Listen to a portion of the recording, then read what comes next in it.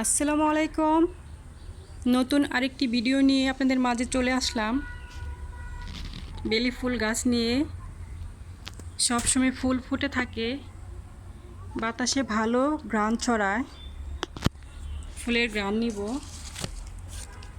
মাশাআল্লাহ মাশাআল্লাহ, কি বলবো, এত মিষ্টি ঘ্রাণ।